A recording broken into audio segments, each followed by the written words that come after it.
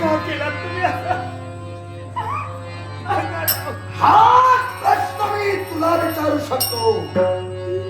लग्नासारखा मोठा निर्णय बापाच्या नगात घेताना मला सांगायचं होतं. बाबा, मला क्षमा करा, माझं चुकलं. ज्यावेळी तुझा जन्म झाला लक्ष्मी माझ्या कुशीतुला जन्माला आल्याचा हात झाला होता. पण आज मला कळून चुकलंय, लक्ष्मी नव्हे त्रिका होऊन मी जन्म दिलाय. मेळीस तू माझ्यासाठी. मी विनंती करते, मला क्षमा करा ना. नाही, अजूनही वेळ गेलेली नाही.